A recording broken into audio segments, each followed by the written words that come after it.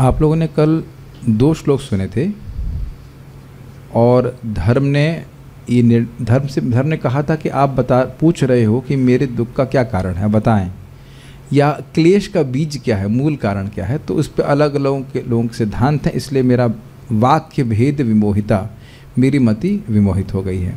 फिर उन्होंने 19वें श्लोक में बताया था कि अलग अलग मत क्या हैं। किसी कुछ याद है क्या क्या मत हैं? एक है आत्मा ही स्वयं कारण है, दूसरा कहते हैं देवता कारण। अरे आप लोग तो याद रखने लगे, ये कब से शुरू हो गया? वाह, this is very good, this very encouraging for me. और कर्म कारण है और प्रकृति स्वभाव। This is too much. 24 घंटे के बाद भी आपको याद है कि क्या पढ़ाया गया? This is too much. यानी I am very very much encouraged. लग रहा है ज़रूर आप लोग कुछ अच्छा प्रसाद खा रहे हैं, मुझे लगता है, तभी ये प्रभाव हो रहा है, इतना अच्छा हो रहा है। पास्ता, अच्छा, I don't know, this is, आप लोग मेरे सुख का कारण है। Very happy. ये इतना कठिन श्लोक आपको याद रहा, वो भी 24 आवर्स के बाद। This is amazing. इतनी देर तो शेल्फ लाइफ रहती नहीं भागवत के श्लोक की। उसके बाद ये बोला गया कि इन सब केशु, 20 में मतलब केशु अपि, मतलब कुछ लोग हैं ऐसे, यानी सारे लोग अस्वीकार नहीं करते कि अप्रतर्क्यात अनिर्देशात, उस कारण का निर्देशन नहीं किया जा सकता मन से न वाणी से कि ये कारण है, और अप्रतर्क्यात, तर्क नहीं किया सकता। तो बात यह आ रहा था कि भगवान ही जीवों के सुख दुख का निर्माण करने वाले हैं। मूल कारण मतलब कारण, सभी कारणों के कारण वही, उनकी इच्छा से सब कुछ हो रहा है। लेकिन यह नहीं सोचना चाहिए कि सुख दुख में, उस तरह से नहीं सोचना चाहिए कि सुख दुख में भगवान जीव को भगवान डाल रहे हैं। मतलब ऐसा नहीं कि जीव को जैसे हम लोग, जैसे फॉर एग्जांपल अगर एग्जांपल दिया जाए कि हमें पकौड़ा खाना है तो आलू को तलने के लिए तेल में डाला जाता है अपने आस्वादन के लिए, तो भगवान हमको इस प्रकार से तल नहीं रहे हैं कि उनको बहुत मज़ा आ रहा हो, क्योंकि जीव भगवान से विमुख है। इसलिए आज के ध्यान से सुनिएगा तब श्लोक समझ में आएगा आज का। जीव भगवान से विमुख है, इसलिए भगवान ने माया को हैंड ओवर करके रखा है, देती रहो उसको, तो सुख दुख जो भी मिला जुला करके देते रहे। तो कारण भगवान हैं, लेकिन बताइए अच्छे कारण है कि नहीं? अंततोगत्वा वह जीव को अपनी तरफ लाना चाहते हैं। तो ऐसे उस धारणा से नहीं लगना चाहिए कि भगवान सुख दुख में डाल रहे हैं तो उनको बहुत अच्छा लग रहा है। यस प्रभु। प्रश्न था प्रभु, कल आपने ये कहा था कि उन्होंने सीधा जवाब नहीं दिया, इनमें से जो भी मत आपको लगता है आप अपने आप से विचार कर लीजिए। तो एक बार इसको प्रभु रिपीट कर दीजिए कि वो ऐसे क्यों कहा था। उसका उत्तर आ जाएगा। उन्होंने सीधे सीधे नाम क्यों नहीं लिया कि हमारे दुख का कारण क्या है, वो आज उसका उत्तर मिलेगा। लेकिन आप ये देख सकते हैं 20वें श्लोक में एक शब्द है निश्चयः, केशु अपि निश्चयः, अर्थात ये शब्द सूचित कर रहा है कि निश्चित बात है कि भगवान ही परम कारण है जीवों के सुख और दुख के। और देखिए, शायद कल एक बार में नहीं समझ में आ रहा होगा, आप अपने जीवन में देखिए, क्या कोई दुख नहीं आ रहा है? और सीधे आप समझते हो ना, डिवोटी होने के नाते सीधे समझते हो कि भगवान दे रहे हैं, और यह भी समझते हैं कि भगवान कम करके दे रहे हैं। और आप देखेंगे कि सामान्य जगत में भी जो भारतीय हैं, इस पर अगर देखा जाए तो वो भी मुख से ऐसी बात बोलते हैं, भगवान की इच्छा, दुख सुख जो भी आ रहा है। जो थोड़ा धार्मिक व्यक्ति है वो समझता है इस बात को। आपने कभी शब्द नहीं सुना, ये तो बहुत सुना है। और फिर आपने गीता से भी सुना कि भगवान सुख दुख अपयश यश सब कुछ सृजन करने वाले वही हैं जीवों के कर्म के अनुसार, लेकिन कर्म के अधीन नहीं है। कुछ एक भक्त के डाउट्स थे तो वो पूछ रहे थे कि क्लियर कीजिए प्रभु, हम बहुत परेशान हैं। मैंने उनको बोला कि आप 11:30 बजे सो जाया करिए। कहते 11:30 बजे सोने का प्रयास किया, लेकिन हम सोचते सोचते 2 बज गए, हम सो नहीं पाए। हमने कहा अच्छा, डांट नहीं खाने के लिए नहीं ये सब बातें बोल रहे हैं। लेकिन उनके इस संबंध में कुछ प्रश्न हैं, उनको हम देख लेते हैं, उसके बाद हम चलेंगे आगे। अच्छे प्रश्न किए थे, क्या क्या प्रश्न किए हैं। एक प्रश्न है कि सांपों को दुख का कारण क्यों बताया गया है। सांप का मतलब, सांप एनवियस जीव होता है, तो उसके उपलक्षण में अन्य जीवों को समझ लेना चाहिए जो द्वेष करते हैं, परेशान करते हैं। तो ये तो ईजी प्रश्न था। Krishna is only cause of giving happiness, distress is wrong because this would question the fact that Krishna is some, as someone in dukh would question. He is granting sukh dukh as per our karma, but is not karma sachiv. I hope understanding is correct. समझ में आया? क्या हम यह समझें कि कृष्ण, एकमात्र कृष्ण ही सारे सुख दुख का कारण है? तो फिर अब अगर एकमात्र कारण आप देखेंगे तो फिर तो दिक्कत हो जाएगी। भाई आप इसको दुख मिल रहा है, उसको सुख मिल रहा है, तो लग रहा है कि कुछ उनको मज़ा आ रहा है करने में। कर्मणा दैवनेत्रेणा, हमारे कर्मों के अनुसार भी भगवान की व्यवस्था के अनुसार, अब तो क्लियर होगा, भगवान की व्यवस्था के अनुसार लोगों को सुख दुख मिल रहा है उनके कर्मों के अनुसार, उसमें वो निर्लिप्त रहते हैं। तो इसलिए अंडरस्टैंडिंग ये है कि हमारे कर्मानुसार भगवान व्यवस्था करते हैं, लेकिन कर्म अपने आप में जड़ है। तो आप ये नहीं कह सकते कि कर्म ही केवल कारण है, परम कारण कृष्ण है, कर्म के अनुसार भगवान व्यवस्था करते हैं। ठीक है। अब तीसरा प्रश्न जो आपने किया कि धर्म ने कहा कि आप विमर्शन कीजिए कि कौन दुख का कारण है, तो वो क्यों नहीं बोला उसको आज हम देखने वाले हैं। ठीक है। और उसके बाद बोले Prabhu ji are you angry on me, why you are not answering? मैंने कहा no, I was taking rest. Simple, आपको दुख देने का कारण नहीं है। ओके। ये तो जरूरी नहीं है ना कि आप कोई व्यक्ति प्रश्न करे तो तुरंत उसका उत्तर दिया जाए। बहुत बार उत्तर इसलिए भी नहीं दिया जाता है, एक तो ऐसे भाई आज हम आपको उत्तर देते उससे बजाय सबको उत्तर दे देंगे, और कभी कभी उत्तर में देने से मैं रुक जाता हूँ कि भाई क्या ये रेफरेंस सहित बोलूँगा कि नहीं, क्योंकि तुरंत आप कोट कर देंगे फिर फंस जाएंगे बिना रेफरेंस के। तो इसलिए भी मैं चुप रह जाता हूँ कि भी नहीं, विचार करके देना चाहिए थोड़ा सा। और प्लस एक और ये बात भी रहती है कि इंसाइक्लोपीडिया तो है नहीं कि हर विषय पे तुरंत ही उत्तर दे देंगे। कुछ चीज़ें सामने रहती है तो उसका उत्तर चला जाता है सामने, लेकिन अब क्योंकि विचार इतना सूक्ष्म है कि अगर हम शास्त्र को सामने रखकर नहीं बोलेंगे तो गलती होने की संभावना है। अब हम लोग आगे पढ़ते हैं। आज का श्लोक है 21वां श्लोक। तब इस प्रकार से जब धर्म ने बोला तो परीक्षित महाराज क्या किए वो देखते हैं। श्रीमद् भागवतम प्रथम स्कंद 17वां अध्याय 21वां श्लोक। सूत उवाच सूत उवाच एवं धर्मे प्रवदति स सम्राट द्विजसत्तमाः समाहितेन मनसा विखेदः पर्यचष्टतम् सूत उवाच एवं धर्मे प्रवदति स सम्राट द्विजसत्तमाः स सम्राट द्विजसत्तमाः समाहितेन मनसा विखेदः पर्यचष्टतम् पता नहीं आज बहुत अच्छा मूड है मेरा। मुझे गुरु पूजा भी बहुत अच्छी लग रही थी, मुझे क्लास मतलब भागवतम क्लास भी बहुत सुंदर लग रही थी, बहुत अच्छा लग रहा था सब कुछ। आज मैं खाली श्लोक देख रहा हूँ लिखा हुआ तो मुझे बहुत अच्छा लग रहा है, पता नहीं क्यों। फॉन्ट बहुत अच्छा लग रहा है और ये अच्छा लग रहा है कि भागवत को देख रहे हैं। ये रियली प्रसादम भी बहुत अच्छा था, अच्छा दिन जा रहा है, पता नहीं क्या है, just in happy mood. Okay, आप लोग भी अच्छे लग रहे हैं देख करके, मतलब just happy to see the devotees. Suta Goswami ने कहा, हे ब्राह्मणों में श्रेष्ठ, धर्म को इस तरह बोलते देखकर सम्राट परीक्षित अत्यंत संतुष्ट हुए और बिना किसी त्रुटि या खेद के उन्होंने इस तरह उत्तर दिया। अन्वय देखिए। सूतवाचा, सूत गोस्वामी ने कहा, द्विजसत्तमाः, कौन है ये द्विजसत्तमाः? शौनक ऋषि। हे ब्राह्मणों में श्रेष्ठ, उनको संबोधित कर रहे हैं, धर्मे एवं प्रवदति। अब ये बताइए, तो अब बिल्कुल समझ में आ रहा होगा, हिंदी की तरह है कि नहीं? वदन मतलब बोलना। साक्षात धर्म को इस प्रकार बोलते सुनकर सह सम्राट उन राजा परीक्षित ने विखेदः, किसी त्रुटि के बिना, बिना किसी गलती के, बिना किसी गलती होने की क्या संभावना थी? 5 ऑप्शन दिए थे, 4 ऑप्शन दिए थे श्लोक क्रमांक 19 में, 1 ऑप्शन दिया था 20 में, मल्टीपल चॉइस में कोई गलती नहीं की। क्या कारण है आप विचार कीजिए। और आगे धर्म कुछ नहीं बोले हैं, यानी कि आप समझ गए कि धर्म बोले और परीक्षित महाराज सोचना शुरू कर दिए। ये ध्यान रखिए कि परीक्षित महाराज के पास कोई कमेंट्री नहीं है। दिस इज अमेजिंग, कोई कमेंट्री नहीं है। तो आप सोच लीजिए कि बुद्धि कितनी है। अगर सोचिए प्रभुपाद जी की कमेंट्री नहीं होती, आचार्य कमेंट्री नहीं होती, तो हम तो पहले बात तो अर्थ ही नहीं समझते श्लोक का, और उसका आशय होता कैसे समझ पाते। और परीक्षित महाराज समझ गए। क्या उनकी ब्रिलियंस नहीं दिखाई पड़ रही आपको? भगवान का नाम तो लिए नहीं, धर्म लिए, बताइए। अप्रतर्क्याद, अनिर्देशाद,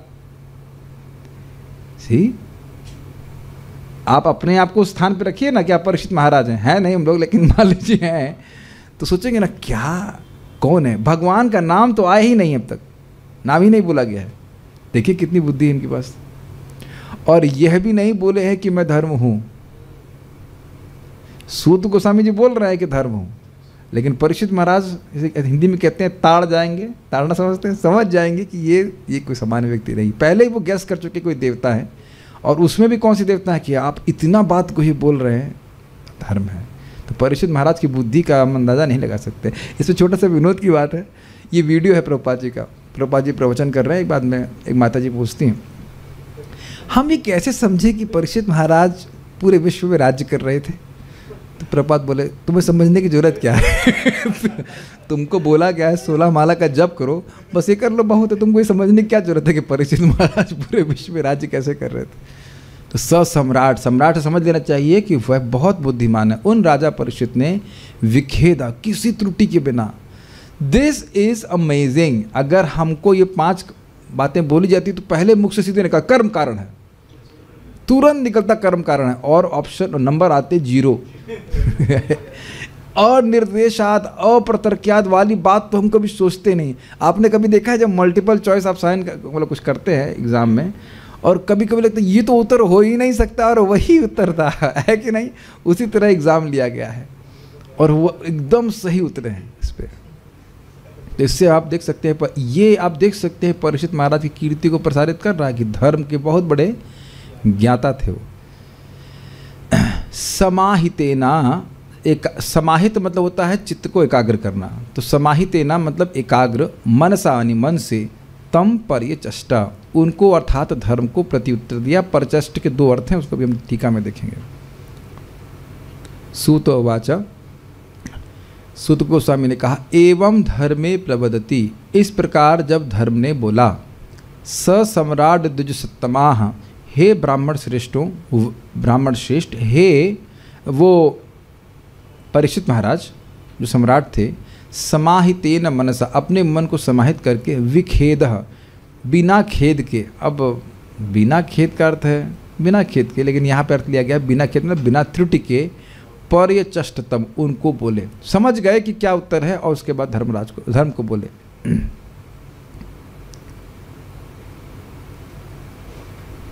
श्रीधरी, थोड़ा हम संस्कृत इसमें जोड़े हैं ताकि थोड़ा क्लियर समझाए। देखिए संस्कृत में कैसे टीका लिखी जाती है, विखेदो गत मोह,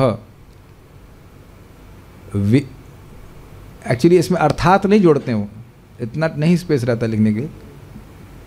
तो यहाँ पे अर्थ दिया जा रहा है, विखेद का अर्थ है उनका मोह चला गया था। किस संबंध में मोह चला गया था, कौन इसको दुख दे रहा है। पर्यचष्ट प्रत्यभाषत ज्ञातवान इति वा, पर्यचष्ट का अर्थ है प्रत्यभाषता, उनको बोला अथवा वह समझ गए कि ये धर्म है। कुछ समझ में आया टीका कैसे पढ़ी जाती है, नहीं समझ में आया। पर आप अपने से देखिए, पर्यचष्ट शब्द था संस्कृत का, पर्यचष्ट मीन्स लिखेंगे नहीं, वो पर्यचष्ट अर्थात नहीं लिखेंगे, पर्यचष्ट प्रत्यभाषतः ज्ञातवान इति वा, वा मतलब अथवा। पर्यचष्ट का अर्थ होगा या तो प्रत्यभाषतः यानी इनको वापस बोला, या ज्ञातवान वो समझ गए। अब क्या समझ गए, वो समझने के लिए ऑब्वियसली फिलॉसफी चाहिए। क्या समझ गए कि ये धर्म है, मूर्तिमान धर्म है। थोड़ा थोड़ा आप लोगों को मैं इंट्रोड्यूस करा रहा हूँ, अगर कभी इच्छा हो तो इस प्रकार से आप लोग पढ़ सकते हैं। अनुवाद है ही, अनुवाद देख करके थोड़ा थोड़ा समझने का प्रयास करना चाहिए। धर्म की बातों को सुनकर राजा परीक्षित का ज्ञान समाप्त हो गया। विखेदो गतमोह के बोल रहे हैं। जब मान लीजिए अनुवाद आपके सामने रखा हुआ है तो कैसे समझेंगे संस्कृत को। धर्म की बातों को सुनकर राजा परीक्षित का ज्ञान समाप्त हो गया। ये संस्कृत में कौन सी भाषा को बात करेगा, विखेद अविगतमोह, ठीक है। उन्होंने धर्म से कहा प्रत्यभाषतः, अथवा उसको धर्म रूप से जान लिया, ज्ञातवान इति। थोड़ा थोड़ा आप लोगों को मैं प्रेरित कर रहा हूँ कि कभी आप इधर इच्छा हो तो आप लोग प्रयास कर सकते हैं। सब कुछ अवेलेबल है, ट्रांसलेशन देख करके भी आप थोड़ा बहुत संस्कृत जानते हैं तो you can release, because actually क्या है ना, ट्रांसलेशन कभी संस्कृत को पूर्ति नहीं कर सकता है। तो वो थोड़ा अच्छा लगेगा अगर आप लोग की कभी इच्छा हो, मतलब सॉफ्टवेयर इंजीनियर से कुछ पैसा इकट्ठा हो जाए कि और काम ना करना पड़े तो कर सकते हैं। परम पूज्य लोकनाथ महाराज, हमने सुना ऑलमोस्ट 16 घंटे ना, कितना बहुत घंटे बस पढ़ते ही रहते हैं। एक्चुअली बस वेरी टेस्टफुल। और एक बार अपने पर्सनल सर्वेंट को बोले, तुम देख नहीं रहे मैं कैसे कर रहा हूँ? कहने का मतलब आप भी पढ़िए इस प्रकार से। आप समझ ही सकते हैं, हर किसी के संभव नहीं है। तात्पर्य, धर्म रूप बैल का कथन दर्शन तथा ज्ञान से परिपूर्ण था और राजा इससे संतुष्ट हुआ, क्योंकि वह जान गया कि पीड़ित बैल कोई समान जीव न था। जब तक कोई परमेश्वर के नियम से पूरी तरह अवगत ना हो, तब तक वह ऐसी मार्मिक बातों का या दार्शनिक सत्य का भाषण नहीं कर सकता। सम्राट भी समान रूप से कुशाग्र बुद्धि वाला था। कुशाग्र का अर्थ समझते हैं? कुश घास जो होती है बड़ी तीखी होती है आगे से, तो कुशा के अग्र भाग वाला था, मतलब बुद्धि बहुत तेज थी उनकी। अतः उसने बिना किसी त्रुटि या संशय के उत्तर दिया। एक बात तो पूछ चुके थे ना कि आप कौन हैं जो बैल के रूप में आकर के हमको दुख दे रहे हैं, तो एक वो भी एक प्रकार का संशय था। संशय निवारण हो गया कि नहीं, निश्चित ही आप धर्म हैं। इस प्रकार की बात बोलने का सामर्थ्य किसी का नहीं।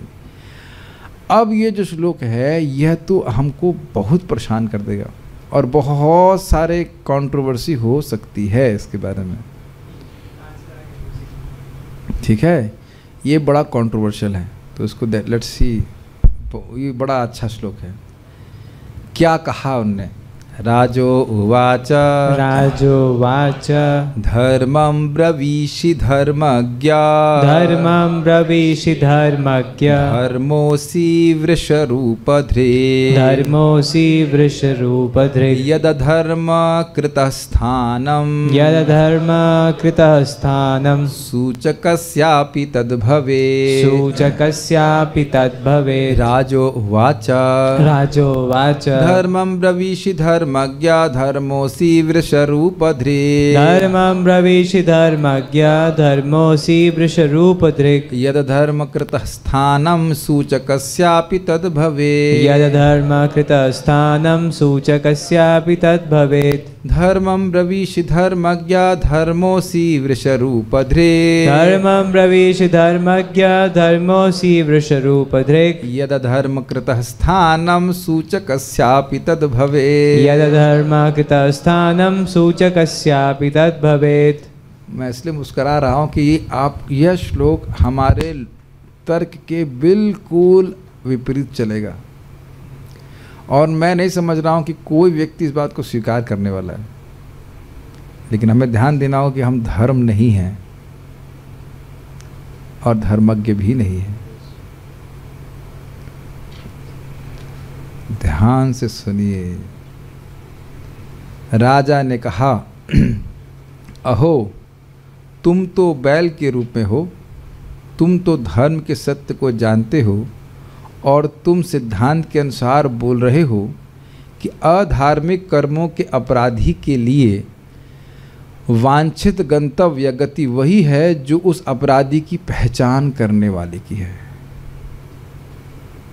तुम साक्षात धर्म के अतिरिक्त अन्य कोई नहीं हो। अब ये बात कैसे हजम की जाए? कोई गलत कार्य कर रहा है और उसकी सूचना ना दी जाए।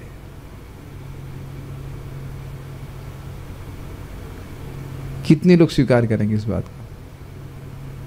On Zoom, anyone want to raise hands? And before raising hands, you should remember that you are in Bhagavatam class. धर्म की सभा में अधर्म नहीं होना चाहिए। सोच रहे हैं। बहुत कठिन प्रश्न किया गया है। कोई कुछ गलत कर रहा है तो क्या रिपोर्ट भी नहीं करना चाहिए? और ये बोल कौन रहा है? राजा। राजा को तो रिपोर्ट करना ही चाहिए। मैंने इसीलिए आज बहुत थोड़े ही श्लोक लिए हैं कि ये एकदम हिला देने वाली बात। क्या अपने जीवन में आपने कभी ऐसा नहीं देखा कि आपके संग गलत हुआ है और उसके, प्रभु जी हमारे से तो बस अब क्या बताए, हाँ अन्याय ही हुआ है, क्या कहा जाए, भगवान हम ही को नेग्लेक्ट कर रहे हैं और कुछ नहीं है। और क्या हमने उसको खूब नहीं गाया है कि हमारे संग कितना अन्याय हुआ, और नाम ले लेकर कि इसने हमारे संग ऐसा किया, इसने हमारे संग ऐसा किया, ये किया, ये था ऐसा ऐसा इत्यादि इत्यादि। और अपनी चार्जशीट देखता नहीं पुरानी पिछले जन्म की कि हम क्या गुल खिला के आए हैं। और क्या आप ये समझ रहे हैं कि अखबार नहीं पढ़ना चाहिए? क्यों? आगे की बात छोड़ दीजिए, इस सिद्धांत के अनुसार अखबार क्यों नहीं पढ़ना चाहिए? ओके, श्री राम प्रभु बताएंगे।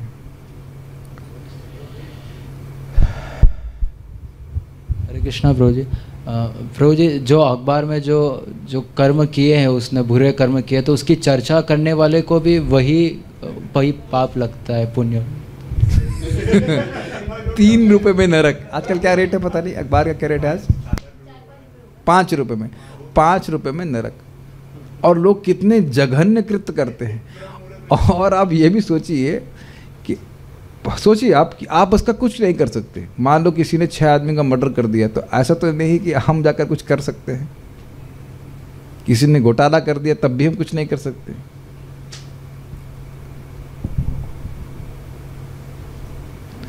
लेकिन मुझे समझ में, मैं ईमानदारी से बोला, मुझको समझ में इसलिए नहीं आ रहा है क्योंकि अभी हमने सुना था पहले ही कि परीक्षित महाराज ने सुना कि कली का प्रभाव हो गया है।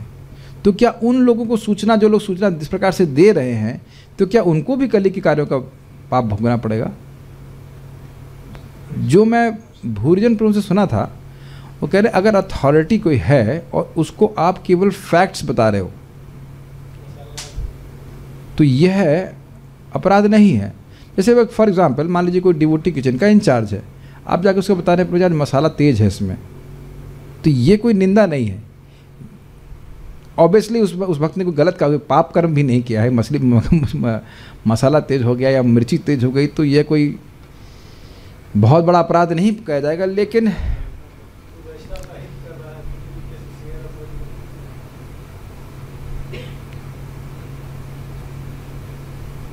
मैंने बोला ये श्लोक मैंने बताया ना, बहुत सूक्ष्म सिद्धांत यहाँ पे हैं। चलिए प्रभुपाद जी का तात्पर्य हम सब आगे पढ़ेंगे तो देखते हैं क्या होता है। क्योंकि देखिए उन पे अत्याचार हो रहा था और वो नहीं बोल रहे थे कुछ।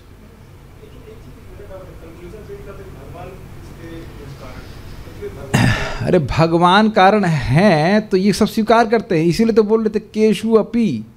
तो जो स्वीकार करता है वो नहीं बोलता है, यही तो बात बोली जा रही है। केशु अपी, जब समझ रहा है कि भगवान करवा रहे हैं, उसको माध्यम बना के वो नहीं बोलेगा। लेकिन देख पाते हैं फिर क्लास में तो हम लोग देख लेते हैं, बोल लेते हैं, लेकिन हम नहीं बोल पाते ना कि भाई ये व्यक्ति को क्यों कर रहे हैं ऐसा, ये व्यक्ति हमारे प्रति क्यों हमको परेशान करने के लिए उत्पन्न। और ऐसा मत कहिएगा कि ऐसा नहीं कह सकते हम लोग कि हम नाम ले करके नहीं बोलते किसने हमसे ऐसा किया है, ऐसा किया, ऐसा कैसा किया। और आप ये भी जानते हो उस डिस्कशन से होने वाला भी नहीं, क्योंकि वो सुधरने वाला भी नहीं है। ये देखा है आपने, जो आपको परेशान कर रहा है वो आपकी चर्चा को सुन नहीं रहा है, तो आपकी चर्चा से, उस चर्चा से उसे कोई फर्क नहीं पड़ेगा, वो तो वैसे ही परेशान करता रहेगा, है कि नहीं? मेरी बातें समझ में आ रही हैं आपको? This is very complicated. आप इधर चर्चा कर रहे हैं तो वो सुधरने वाला है जो आपको परेशान कर रहा है। और देखिए ना आप, रामचंद्र खान कितना परेशान करने के लिए लगा रहता हरिदास ठाकुर जी को, वैश्या तक भेजी। क्या हरिदास ठाकुर जी कहीं कंप्लेन किए जा करके? और प्रपात धारण देंगे।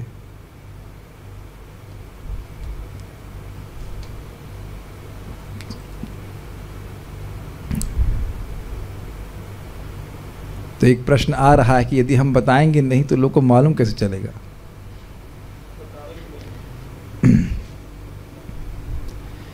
मुझे पता था कि बात आएगी। हम केवल सिद्धांत में बोल रहे, मैं भी इसको हमेशा अप्लाई नहीं कर पाता। ये बताइए कि हरे कृष्ण जप करने का अधिक फायदा है कि किसी के भौतिक गुणों का या दुर्गुणों का वर्णन करने का अधिक फायदा? जिसने ये प्रश्न किया है आप बताइए क्या फ़ायदा है? 5-10 मिनट हम किसी के बारे में बोल रहे हैं, इसने ऐसा किया वैसा किया, और वही 5 मिनट में हम हरि नाम उच्चारण कर लें तो कितना लाभ है? सिद्धांत में तो समझना चाहिए ना। और आप ये भी देख लीजिए कि जिसके दुर्गुणों का आप वर्णन कर रहे हैं और जिससे कर रहे हैं प्राय दोनों ही लोग उस दुर्गुणी व्यक्ति का कुछ नहीं कर सकते हैं।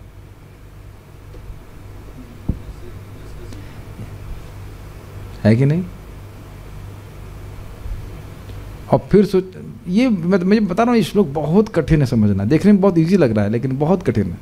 सूचकस्यापि तद भवेत्। पहले अन्वय देखते हैं।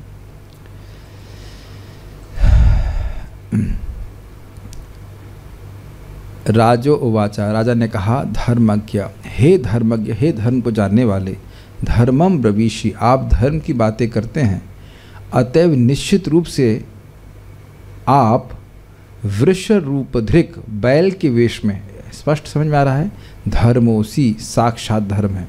क्यों भाई? यद, क्योंकि जो भी अधर्म करता है, उसे स्थानम, जिस स्थान की प्राप्ति होती है अर्थात नरक आदि, तद सूचकस्यापि भवेत्, वह स्थान उसकी पहचान करने वाले को भी प्राप्त होता है।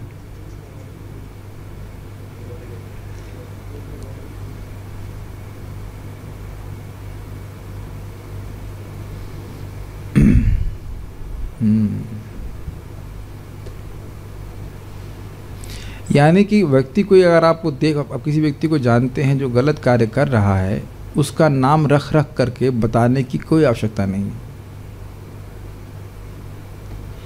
लेकिन जो दूसरी बात यहाँ बताई गई है, यह भी बहुत महत्वपूर्ण है। जो भक्त ने भी प्रश्न किया है, यह भी बहुत महत्वपूर्ण है। मान लो कोई व्यक्ति भक्तों से धोखा कर रहा है, तो आपको बताना भी पड़ेगा कि ये व्यक्ति गड़बड़ कर रहा है, ताकि भक्त लोगों का नुकसान नहीं हो। मैं एक एग्जाम्पल दे रहा हूँ, समाज के लिए बताना है, क्योंकि हम लोग को बताया जाएगा इसी अध्याय में आगे जाकर के कि कली का निवास कहाँ है। तो कली की निंदा नहीं हो रही है, इतना बताया जा रहा है कि कली का निवास कहाँ है, ताकि जो सज्जन लोग हैं वह सतर्क हो जाएं। ये बोला जाएगा, अभी स्पष्ट बताया जाएगा। बहुत फाइन लाइन पे अगर हम चल रहे हैं, अगर आप विचार कीजिए तो। राजोवाच, राजा ने कहा, धर्मम ब्रवीषि धर्मज्ञ, धर्म को बोल रहे हैं। क्यों आपको लगता है हम धर्म को बोल रहे हैं? धर्मज्ञ, क्योंकि आप धर्म को जानने वाले हैं। धर्मोसी वृष रूप धृक, आप धर्म हैं जो बैल के रूप में मेरे सामने उपस्थित हुए हैं। ऐसा क्यों कह रहे हैं? तो कह रहे हैं कि यद अधर्म कृत स्थानम, जो व्यक्ति अधर्म करता है और उसको जो स्थान है नरक आदि प्राप्त होता है, सूचकस्यापि तद भवेत्, वही उसकी सूचना देने वाले को भी प्राप्त होता है।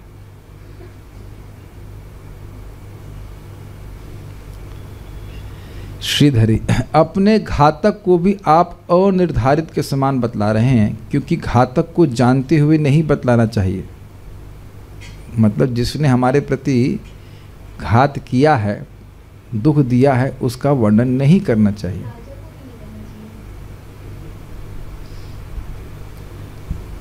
राजा को भी नहीं करना चाहिए। यही मेरे मन में भी डाउट आ रहा है, क्योंकि देखिए जब उस कुत्ते को, आपको पता है ना कहानी कुत्ते वाली, कुत्ते को जब दंड दिया गया था, सॉरी हाँ, एक व्यक्ति ने परेशान किया था, तो भगवान श्री राम के पास गया था वो। और फिर एक प्रश्न बन जाएगा कि धर्म तो इस समय राजा के ही सामने है, तो वह क्यों नहीं बोल रहा है? तो बातें काफ़ी उलझ जा रही हैं ना। सी धर्मस्य तत्वम निहितम गुहायाम। पहले हम लोग पूरा पढ़ लें, उसके बाद ही कुछ कहिएगा, क्योंकि अभी हम कुछ भी कहेंगे तो लेफ्ट राइट, ये इसे डिफिकल्ट श्लोक टू अंडरस्टैंड। और देखिए, धर्म हमारे तर्क के अनुसार नहीं चलेगा। भले मैं आपको किसी बात पर कन्विंस कर लूँ, लेकिन तो बिल्कुल गलत बात हो, इसलिए मैं बहुत डर रहा हूँ कुछ बोलने से। लेकिन इतनी बात सत्य है कि किसी के दुर्गुणों को गाने वाला व्यक्ति उसी के पापों को चाट चाट कर खा रहा है, खत्म कर रहा है। और कभी अपने हृदय को देख लीजिएगा कि किसी के दुर्गुणों की चर्चा करते हैं तो हृदय में कितना सुंदर भाव उत्पन्न होता है। हृदय एकदम प्रफुल्लित हो जाता है। ये तो ऐसा चीज़ है कि आप अपने हृदय में तुरंत अनुभव कर सकते हैं।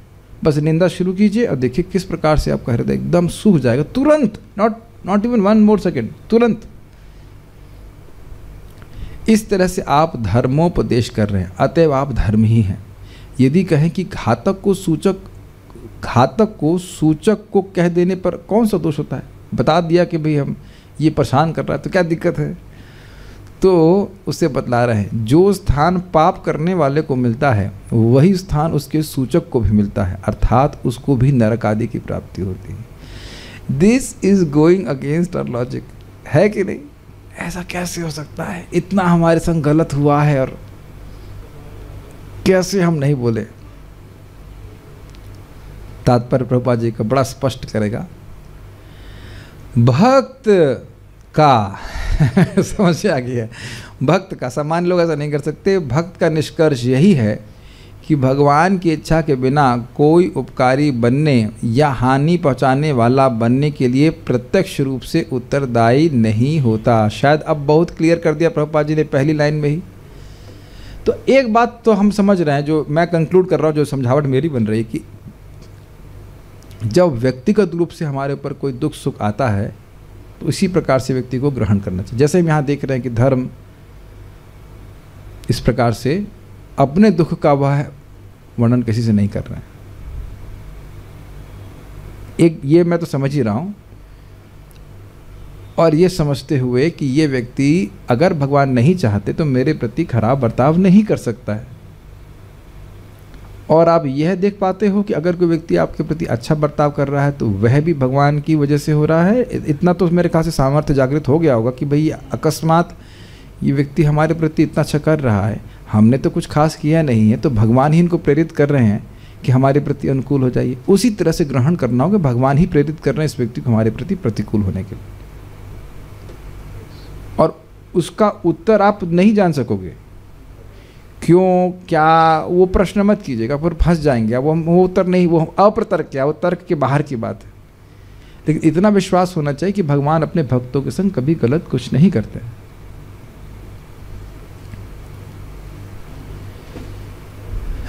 एक भक्त पूछ रहे हैं कि आज हम काफ़ी चांस देंगे बोलने के लिए, अगर हम अपने तक रखेंगे तो क्या हम डिप्रेशन और एंजाइटी में चले जाएंगे? ये बात बिल्कुल सही है, ये बात बहुत प्रैक्टिकल है कि अगर कोई व्यक्ति आपको परेशान कर रहा है, दुख दे रहा है, तो क्या करना चाहिए?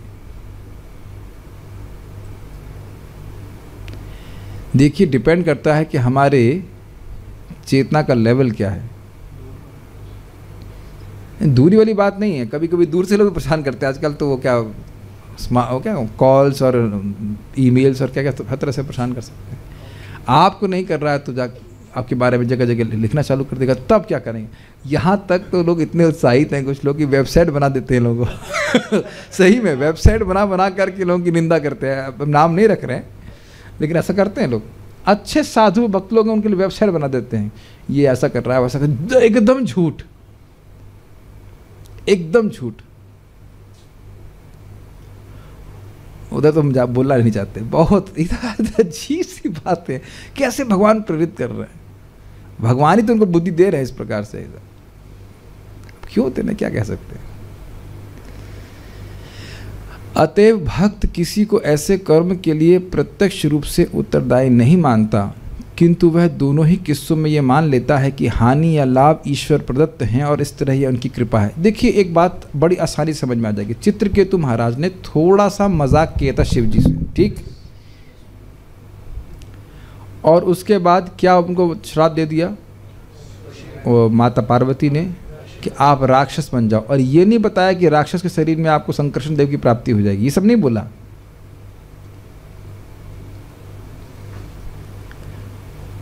क्या उनके पास सामर्थ्य नहीं था? उनके पास सामर्थ्य था शाप को काटने का, और पार्वती जी को भी शाप देने का सामर्थ्य था, लेकिन नहीं दिया। और उनके कोई वचन नहीं सुनेंगे कि बहुत गलती की है ये माता जी ठीक नहीं है ये मत बहुत बहुत कष्ट दे रही, कुछ नहीं बोल रहे।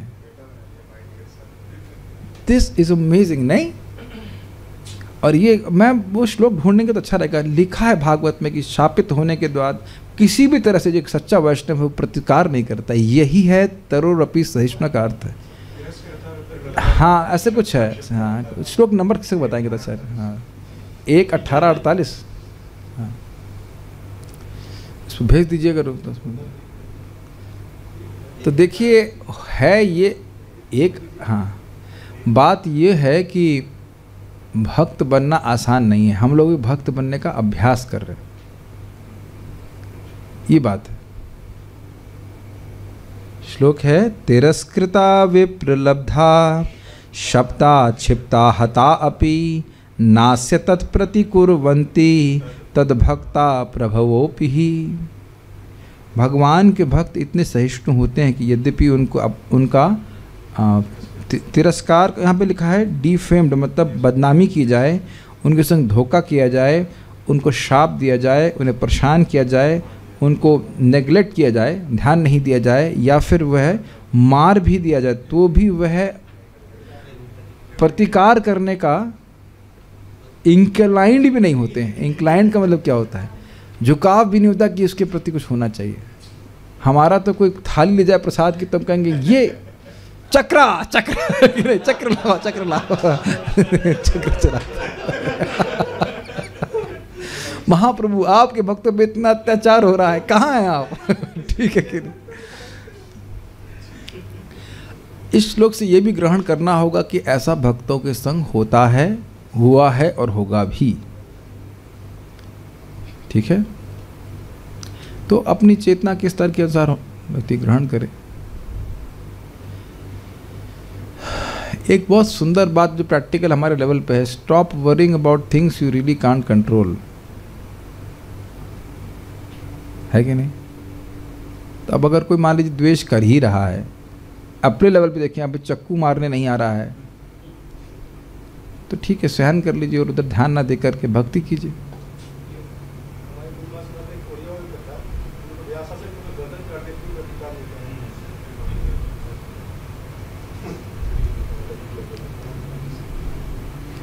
प्रतिकार करने की भावना इसीलिए है ना, क्योंकि हम अपने आप को शरीर मान रहे हैं, तो कहीं ना कहीं गलती तो हमारी ही है। नहीं,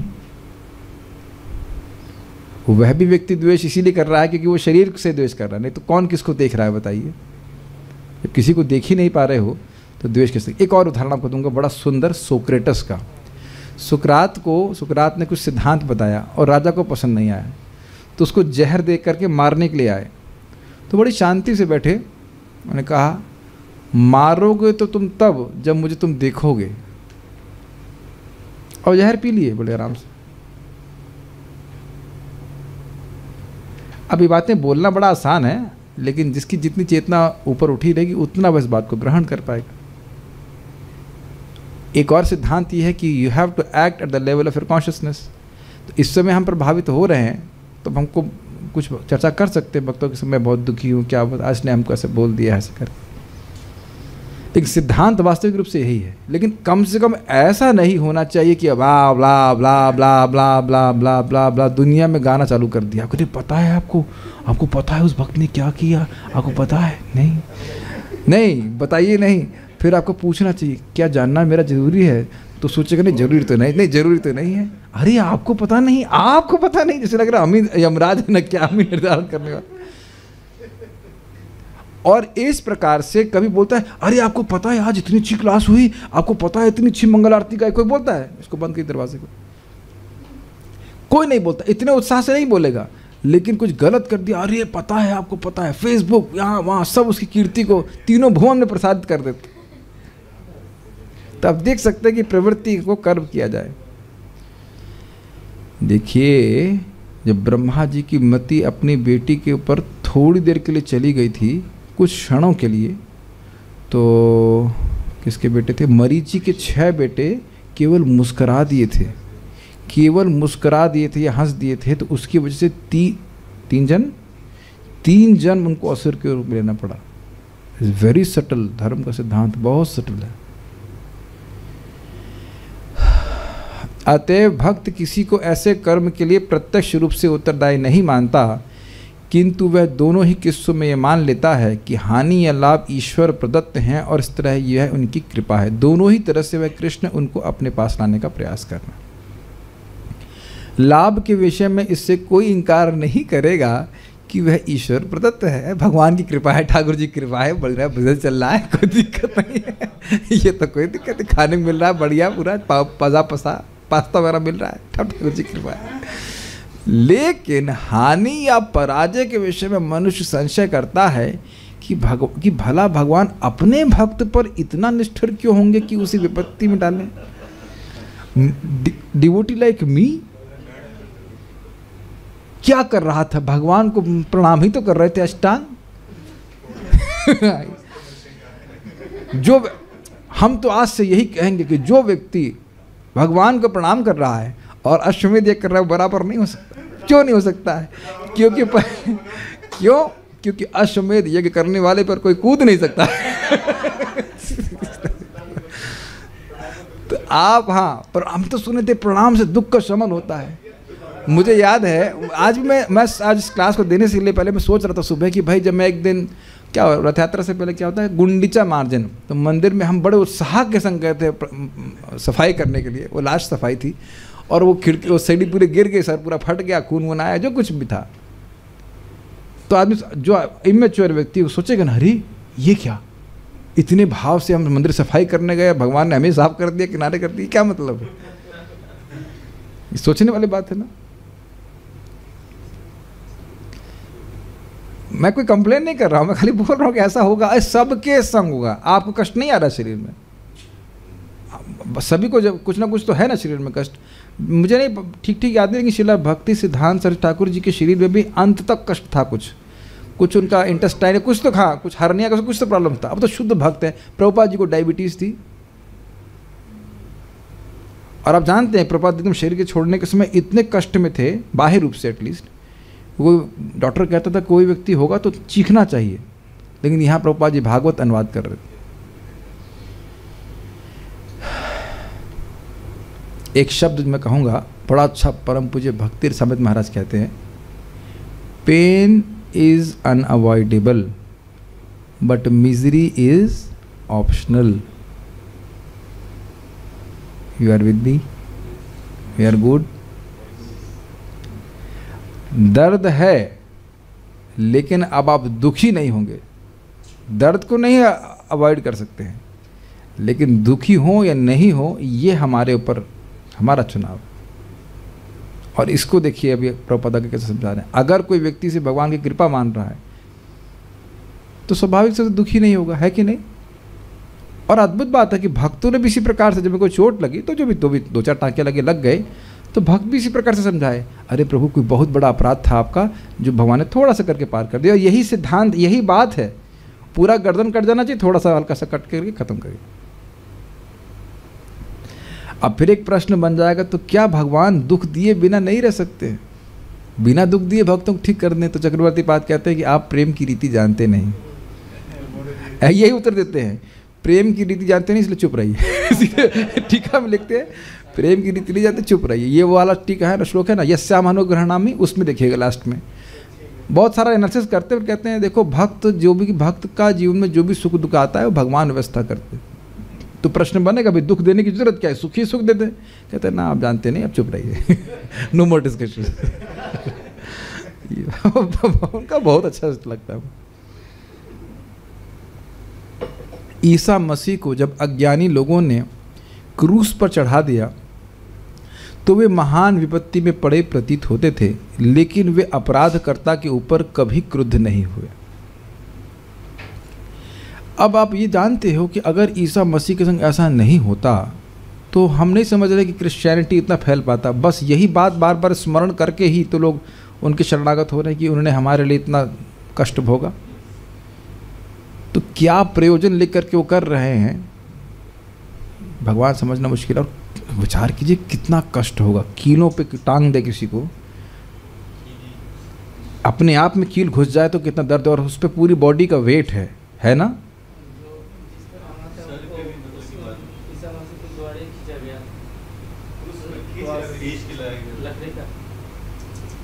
जो भी है, आप ये भी देख सकते हैं कितनी बड़ी क्रूरता है। अपराध क्या था उनका, यही धर्म का प्रचार कर रहे हैं। यही मुकुंद दत्त प्रभु समझा रहे थे प्रभुपाद जी के शिष्य, if you are preaching you are inviting trouble, that's why we should preach. वो समस्या जो कुछ भी है रक्षा करने वाले कृष्ण। हम लोग को तो इतना बड़ा कुछ नहीं करना है। प्रभु जी आपने डरा दिया हमको, क्या हमको भी सूली पे चढ़ा दिया जाएगा? नहीं, सूली पे नहीं चढ़ाया जाएगा आपको। जो व्यक्ति जिस अधिकार का होता है उसके अनुसार उसकी परीक्षा ली जाती है। हम ईसा मसीह नहीं है। ठीक है कि नहीं?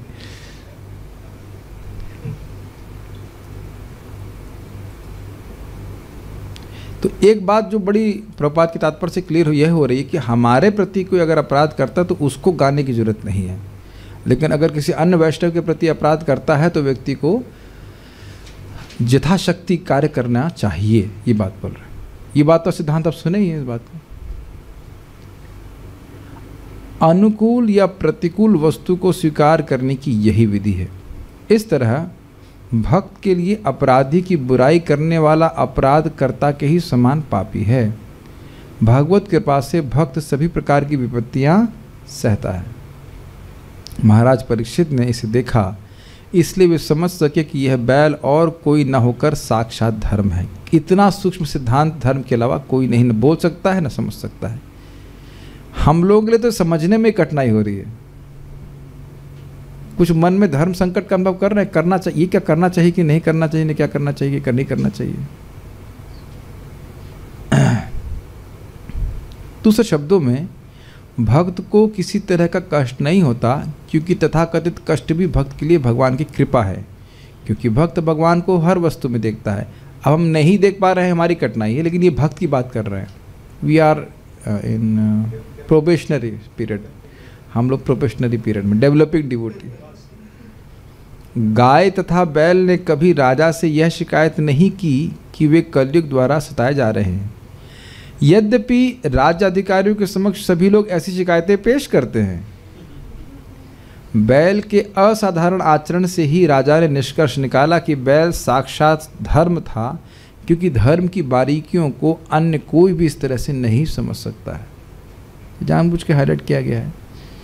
तो कुछ यहाँ पे कोई प्रश्न किसी का है, किसी भक्त का?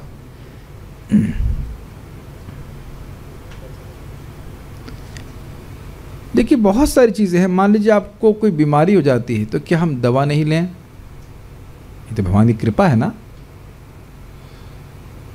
इसको उत्तर दीजिए। और मुझे केवल थ्योरी नहीं चाहिए। थ्योरी मत बोलना जो हम केवल हमको कहें दूसरे लोग अप्लाई करें, हम स्वयं ना अप्लाई करें। यदि हम बीमार पड़ रहे हैं, चलो कोई दुख नहीं दे रहा, आपको बीमारी हो गई, बुखार हो गया है, जो कुछ भी है, तो क्या हम दवा नहीं लें? अरे तो भगवान की कृपा है, कृपा को दूर करना चाहते थे। मैं ये इतना आसान प्रश्न नहीं किया हूँ, इसलिए आपसे पूछ रहा हूँ कि कोई उत्तर देना चाहते हैं। माइक पे बोलिए।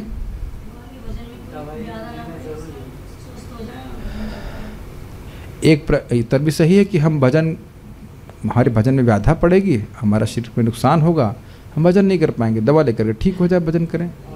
ये बिल्कुल सही है, इसमें कोई गलत उत्तर नहीं है। ये उत्तर भी बहुत अच्छा है कि दवा को आश्रय नहीं मान रहे कि दवा से ही ठीक हो जाएगी, क्योंकि कई बार आप देखते हैं दवा लेने के बाद भी ठीक नहीं होते हैं। ये भी उत्तर है। और एक उत्तर है जो हम लेट्स से कि कोई व्यक्ति उत्तर दे पाएगा। हाँ, एक उत्तर ये भी, क्योंकि हमारा भगवान में इतना फेथ नहीं है, हमारा फेथ थोड़ा मेडिसिन की तरफ ज़्यादा है, तो कृष्णा उस मेडिसिन के थ्रू एक्ट करके हमको ठीक कर देते हैं। अच्छा, और प्रभुपाद जी का भगवान पे श्रद्धा है कि मेडिसिन पे? भगवान पे ज़्यादा श्रद्धा है। आप प्रभुपाद मेडिसिन लेते थे कि नहीं? हाँ, यस। तो क्या आपका उत्तर सही है? ये मेरा अपना अंडरस्टैंडिंग है। This is my understanding. लेकिन एक विचार आ गया ना कि क्या प्रभुपाद जी भगवत प्रेम को प्राप्त हैं कि नहीं? यस। क्या उनका भगवान पर विश्वास है कि नहीं? यस। तो फिर मेडिसिन क्यों लेते हैं? दिस आई कैन नॉट से। देखिए बहुत सिंपल उत्तर है, लेकिन ये उत्तर मैं आपसे उम्मीद नहीं कर रहा हूँ कि आप लोग को सोच लेंगे ऐसा। हम भी सोच के नहीं बता रहे हैं हमको उत्तर, लेकिन महाराज का बड़ा अच्छा लगा। कह रहे देखिए ये तो बहुत क्लियर है कि आपके जीवन में मान लो जो कष्ट आया तो ये आया तो बहुत कम है, इसमें कोई संदेह नहीं है। दवा लेना ये व्यवहार है, व्यवहार मतलब प्रैक्टिकल, लेकिन आपका दृष्टिकोण क्या है वो शास्त्र के अनुसार बता रहे हैं कि मेरे को जीवन में बहुत कम कष्ट आया। भाई जैसे मान लीजिए गर्दन कटनी थी, अब उंगली कट गई तो उंगली पे क्या बैंडेज नहीं लगाएंगे? लेकिन ये तो खुश मानेंगे ना कि गर्दन कटने की जगह खाली उंगली कट गई। क्या सबको समझ में आ रहा है कि नहीं? मर जाना चाहिए था, उसकी जगह व्यक्ति का मान लो कोई फ्रैक्चर हुआ या कुछ हुआ, तो ऐसा नहीं कि फ्रैक्चर का इलाज नहीं कराएगा, लेकिन वो दुखी नहीं है कि फ्रैक्चर क्यों हुआ। Are you getting it? बहुत बैलेंस्ड उत्तर है। दवा आप ले रहे हो, लेकिन जैसे आप खुद ही बता रहे थे ना कि आपको वैद्य ने बोला कि आपको मर जाना चाहिए था, क्यों बच गए? मेरा इलाज करने के लिए नहीं, मेरा खाना कम करने के लिए नहीं आओ, तो आपको मर जाना चाहिए था लेकिन आप बच गए, तो ये भगवान की कृपा है कि नहीं? लेकिन आप दवा ले रहे हो कि नहीं? बहुत ही बैलेंस्ड उत्तर है, बहुत सुंदर उत्तर दिया कि मन का भाव आपका क्या है कि ठाकुर जी कृपा की, हमको बहुत कम भोगना पड़ा। अपने जीवन में आप देखते होंगे कि इतना तो अगर ये मालूम चल जाए कि वाकई कितना हिसाब, हमारे हिसाब के हिसाब से कितना दिया जाना चाहिए, तब आपको मालूम चलेगा कि हाँ भाई हमको कितना कम भोगना पड़ रहा है। Does that make sense? भगवान वाकई अपनी हमारी चिट्ठा दिखाते हैं, बेटा तुमने ये किया है और उसके अनुसार ये भोगना चाहिए इतना भोगना था, हम तो बहुत कम में रह गए। मैं अपनी बात बता रहा हूँ, मेरे को क्या कहते हैं, चिकन पॉक्स हुआ था, तो बहुत छोटे छोटे दाने थे, उसमें मैं रो रहा था, वैद्य के बजा के ओ मुझे बहुत दुख रहा, कह रहे अरे तुमसे पहले व्यक्ति आया उसके आधा इंच के था फुटे। अच्छा ठीक है दवा दीजिए तब समझ में आया कि हम तो बहुत कम भोगने, 3 दिन में ठीक हो गए, मंदिर चले गए। इस संबंध में भी मैंने कई बार डिवोटीज को भी देखा है कि द पल्स इज कि उनको बहुत बड़ा बीमारी आना चाहिए था, या they must be suffering, but many times I have seen this कि there is something which is protecting them. English I don't understand, Hindi sorry.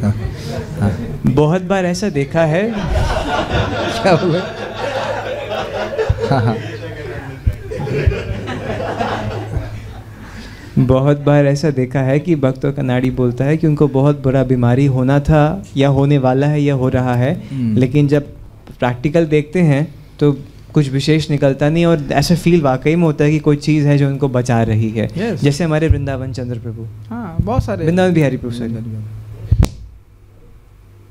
Okay, तो कुछ समझ में आ ही रहा होगा सब लोगों को।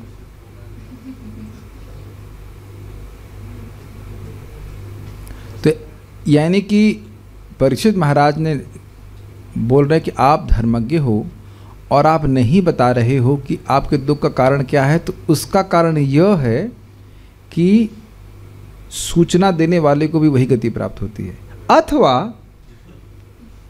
हम तो सोच रहे थे यही सारी बात समाप्त हो गई, नहीं, अथवा यह भी कारण है कि निश्चय किया ही नहीं जा सकता है कि दुख का कारण क्या है। तो इस श्लोक में बोल रहे हैं या तो ये कारण है कि आप जान रहे हैं और इसलिए नहीं बोल रहे हैं क्योंकि वही गति प्राप्त होगी सूचना देने वाले को, और यह भी हो सकता है कि आप समझ नहीं पा रहे हैं कि किसने दुख दिया है। तो उसको इस श्लोक में बोल रहे हैं अथवा देव मायाया, अथवा देव मायाया नूनम गतिरगोचरा, नूनम गतिरगोचरा, चेतसो वचसश्चापि, चेतसो वचश्चापि, भूतानामिति निश्चयः, भूतानामिति निश्चयः, अथवा देव मायाया नूनम गतिरगोचरा, अथवा देव मायाया नूनम गतिरगोचरा, चेतसो वचसश्चापि भूतानामिति निश्चयः, चेतसो वचसश्चापि भूतानामिति निश्चयः। Before we go into this shloka, आपने परम पूज्य वृंदावन चंद महाराज को कंप्लेन करते हुए कितनी बार सुना है? And see how much he is happy, have you noticed? और ऐसा मत सोचिएगा कि उनके संग अत्याचार नहीं हो, मतलब उनसे उनका अपमान नहीं होता है।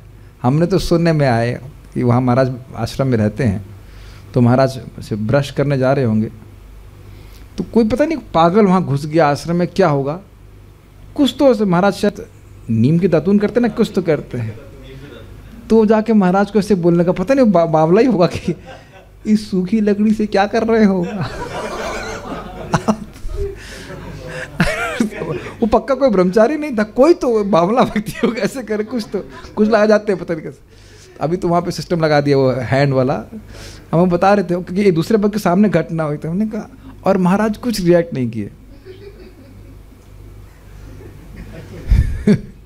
महाराज जी तो बता रहे थे कभी कभी ऐसा होता है लोग बस रुकवा कर माला पहनाते और कभी कोई अपमान भी बहुत कर देता है कोई व्यक्ति। परम पूज्य राधा गोविंद महाराज के प्रवचन में कहते हैं ये नहीं कि व्यक्ति कहीं कोई जाए और अपमान हो गया तो चले भाग वहाँ से नहीं यहाँ तो बहुत अपमान हो, चलो चलो चलो। हमारा यही रिएक्शन रहता है पहले, जहाँ अपमान हुआ भाग जाओ, हम दोबारा जाएंगे नहीं। लेकिन इस प्रकार की बात रहती है। ठीक, लेकिन देखेंगे वाकई साधु लोग, असली साधु लोग इस कंप्लेन के चक्कर में नहीं पड़ते।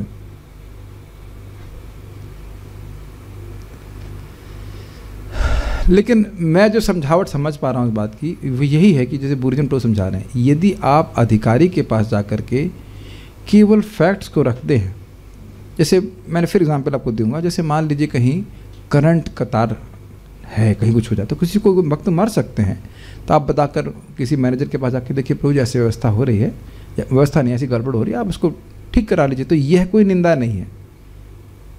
समझ रहे हैं?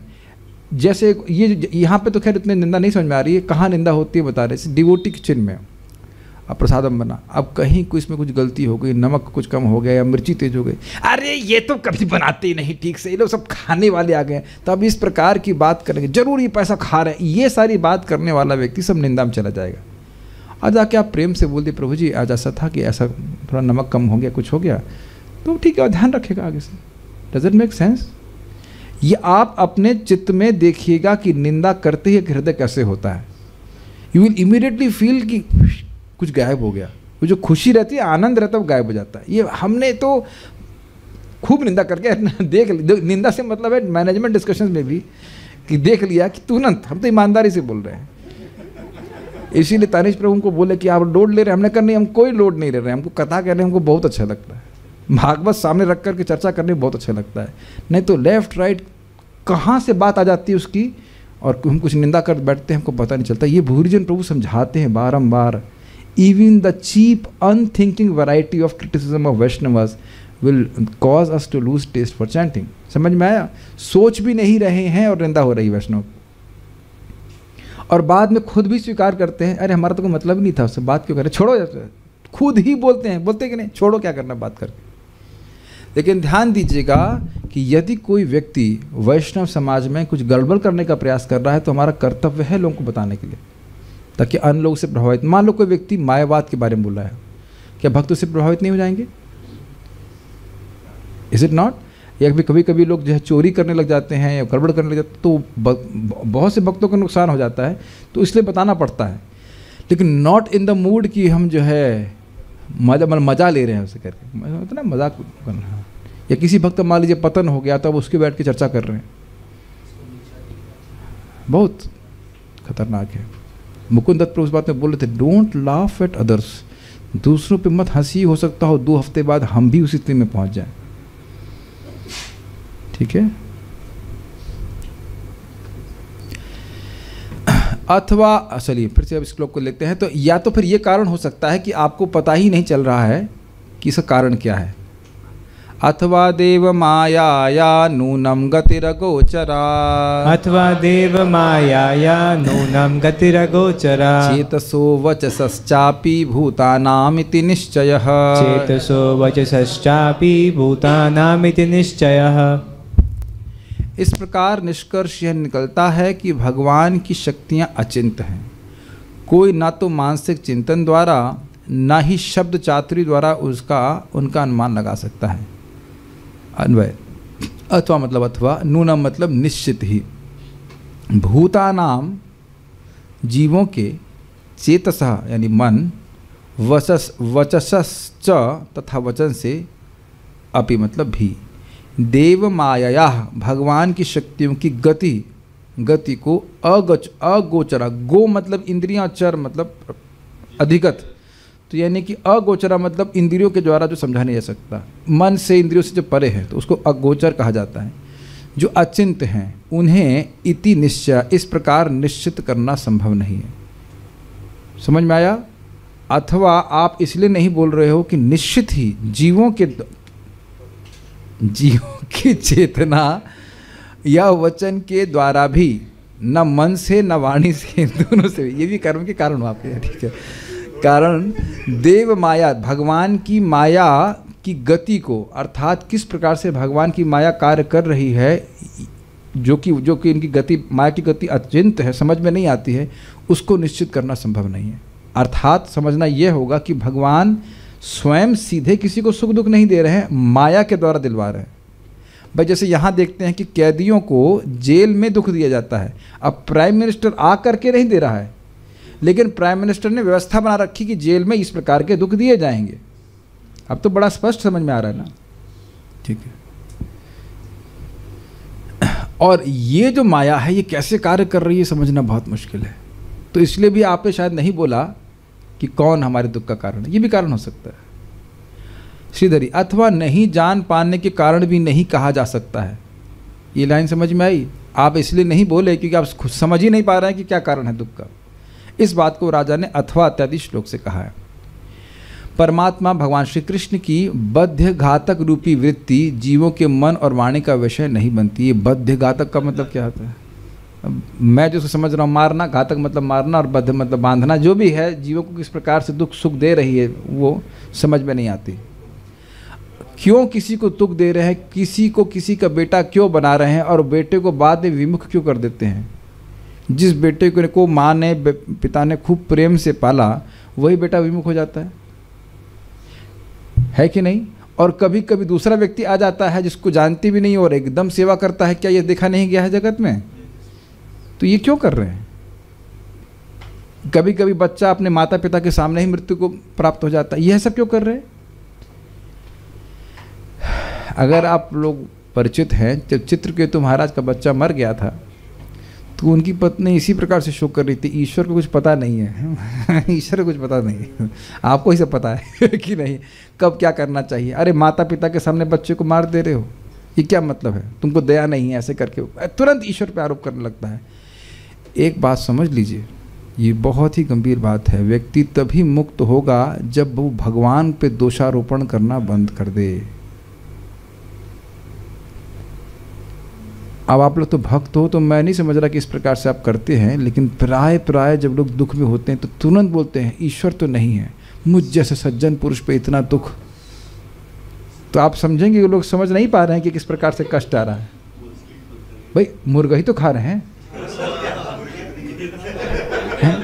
अब प्याज लहसुन तो वेजिटेरियन होता है, क्या बुराई बताइए? उधर नहीं देख रहे हो कि तुमने कितना पाप किया। हमारे रिश्तेदार में है, उनकी शादी में 109 मुर्गे कटे थे।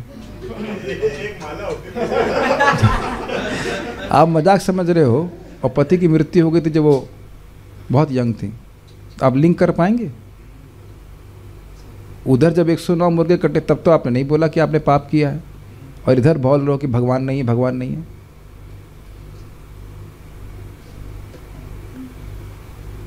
सी, अब लोग कहेंगे ये तो आप बहुत अजीब सी बात कर रहे हो। अजीब सी बात नहीं है। कब किसका, आपको किस बात का हमको मूल्य चुकाना पड़ेगा आप कुछ नहीं कह सकते, है कि नहीं? भगवान तो नहीं अलाउ करेंगे ना किसी व्यक्ति को आप इस प्रकार से मार देंगे। मुर्गे का भी कुछ परिवार है कि नहीं?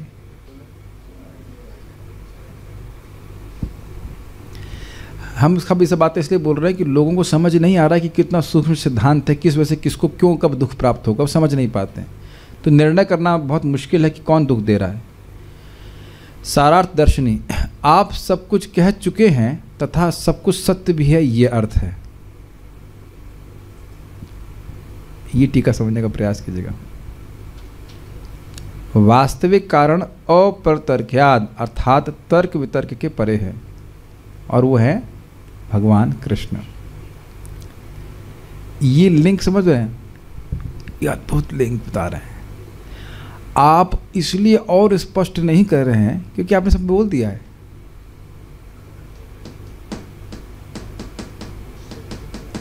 मैंने आपसे पूछा कि आपके दुख का कारण क्या है, और आपने बता दिया कि दुख का कारण क्या है। और वो क्या कारण है? अप्रतर्क्यात्। आपने सुना ना, सूत गोस्वामी ने कहा कि अपनी समाहित कुशाग्र बुद्धि से समझ गए, उस तरह से ग्रहण करना होगा। आप और इसलिए नहीं बोल रहे हो क्योंकि आपने सब कुछ बता तो दिया ही है। ये कैच कर पा रहे हैं? वो समझ गए कि जब बोल रहे हैं अप्रतर्क्यात मतलब परम कारण भगवान कृष्ण, बता तो दिया आपने, और बोलने की क्या जरूरत है? कुछ है? भागवत में अमेजिंग नहीं, बुद्धि के प्रोसेसर सारे चालू करने पड़ेंगे तब जाकर समझ में आएगी कि क्या बात बोल रहे हैं। नहीं, अप्रतर्क्यात तर्क वितर्क के परे है। समस्त जगत के पालन तथा सहार करने वाली देव माया अर्थात भगवत माया की गति अर्थात कार्य विधि कैसे कार्य कर रही है, चेतसा अर्थात मानसिक चिंतन के परे है, तो तर्क के बाहर है। अतः यह प्रतर्क है। प्रतर्क मतलब इसको तर्क के द्वारा आप नहीं समझ सकते कि माया कैसे कार्य कर रही है। मम माया दुरत्य आप जानते ही हैं। तथा वचसा अर्थात वाणी के परे है। खुद को चिंतन ही नहीं कर सकता तो वाणी से क्या वर्णन करेगा, बताइए। अतः निर्देश्य है, ये अर्थ है। चूंकि माया भगवान की शक्ति है अतः उनके नियंत्रण में है। अतः कौन ये जानने तथा कह पाने में समर्थ है कि भगवान किस प्रकार जीवों के पालन तथा सहार के रूप में उनके लिए दुख तथा सुख की व्यवस्था करते हैं। कुछ समझ में आ गया? आपने ये कह दिया अप्रतर्क्याद अनिर्देशात के द्वारा कि वस्तुतः माया जिसकी गति अप्रतर्क है, समझ नहीं आता कैसे कार्य कर रही है, और वाणी के द्वारा भी उस माया के कार्यों को वर्णित नहीं किया जा सकता है, तो वह माया जीवों के सुख दुख का निर्माण कर रही है। अनादि बहिर्मुख, क्या श्लोक है? कृष्ण भूलिया जेव अनादिर बहिर्मुख अतएव माया दे तार संसार दुख। अतएव कृष्ण दे संसार दुख नहीं बोल रही है, अतएव माया दे तारे संसार दुख। अतएव माया तार दे संसार दुख। अतएव माया तार दे संसार दुख। कृष्ण नहीं बोल रहे हैं। कृष्ण किसी को दुख नहीं देते, सूर्य किसी को अंधकार नहीं दे सकता है। कितना देखिए चैतन्य चरितामृत में स्पष्ट सिद्धांत समझ में आ गया। लेकिन वो माया है क्या, चलिए अभी भी क्लियर नहीं होगा। Okay, now let us give you a challenge, explain to me what is maya. माया क्या है?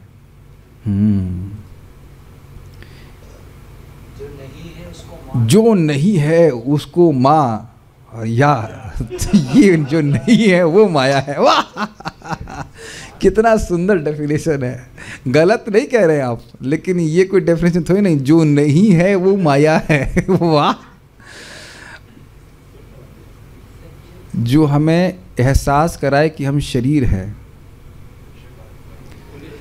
ये इन्होंने सही बोला कि जो हमको हमारे शरीर से पहचान कराती है। माया कौन है? ये तो माया का कार्य वर्णित कर रहे हैं। भगवान की दासी है, तो भगवान की दास तो आप भी हैं। लेकिन उनको सेवा दी गई है कि उनको सेवा दी गई कि जीवों को बांध के रखे, तो ये भी तो कार्य ही बता रहे हैं ना। उत्तर ये है कि आप इसका निरूपण नहीं कर सकते। भागवत में भी पूछा गया कि माया क्या है, तो उसके कार्यों को बता के 11वां स्कंद देख लीजिएगा भागवत धर्म। आप लोग सही हैं, आप लोग सही है। मैं जानबूझ के प्रश्न किया, भागवत में भी इसका निरूपण नहीं किया गया है। महाराज सुनेंगे भागवत धर्म कि माया क्या है, ये नहीं वर्णन किया जा रहा है। माया को आप वर्णित भी नहीं कर सकते, लेकिन माया के कार्यों को वर्णित किया जो आप लोग कर रहे थे। भाई ये कहा जाए कि माया जो नहीं है, यह तो कोई वर्णन नहीं। जो नहीं है तो क्या नहीं है? मतलब माया नहीं है, माया है, और हम भी माया में हैं। ये भी स्पष्ट है। माइंड ब्लोइंग नहीं? अच्छा, तो जब हम डेफिनेशन ही समझ में नहीं आ रही है तो उसकी कार्यों की गतिविधि कैसे समझाएगी? भाई ये जानते हैं आपकी रजोगुण सतोगुण तमोगुण और उसके प्रभावों को भी अनुभव करते हैं, ये गुण है क्या? बाय द वे हो गया ना, बुद्धि फ्यूज हो रही ना। गुण क्या है ये कोई नहीं समझ रहा है। जो व्यक्ति खोड़ी, हम लोग सब गुणों से स्पृष्ट हैं, वो कैसे समझेंगे बताओ? मैं इस सारी व्याख्या करने का प्रयोजन समझ रहे हैं? अप्रतर्क्याद अनिर्देशात, चिंतन से समझ नहीं पा रहे ना, और वाणी से भी वर्णन नहीं कर पा रहे। अब समझ में आ गया। और लेकिन ये बात आप स्पष्ट जानते हैं क्योंकि देखिए आप इसी श्लोक को देख लीजिए। कृष्ण भूलिया जीव अनादिर बहिर्मुख। कृष्ण को भूला हुआ जीव अनादिकाल से बहिर्मुख है। अतएव माया दे तार संसार दुख। आप समझ रहे हैं कि क्योंकि कृष्ण से बहिर्मुक्ता है इसलिए माया कष्ट दे रही है। कृष्ण से बहिर्मुक्ता ना हो तो माया कष्ट नहीं देगी। तो माया कृष्ण के संबंध के अनुसार कार्य कर रही कि नहीं, कि ये जीव कृष्ण का विद्रोही है, इसकी पिटाई करो, ये इनके शरणागत है, इसको छोड़ दो। तो अब देखिए एक तरह से माया स्वतंत्र नहीं है, माया कृष्ण की इच्छा के अनुसार कार्य कर रही है, लेकिन पीटने वाले कृष्ण नहीं है। समझ में आ रहा है? जो नहीं है वो दुख दे रही है माया कि नहीं नहीं, आपने गलत नहीं बोला, आप सही बोल रहे हो, लेकिन वो अलग अर्थ है। माया का अर्थ वहाँ पे है कि जो हम शरीर नहीं है लेकिन अपने को शरीर मान रहे हैं, ये इल्यूजन है, ठीक है। लेकिन ऐसा नहीं है कि दुर्गा देवी माया है नहीं।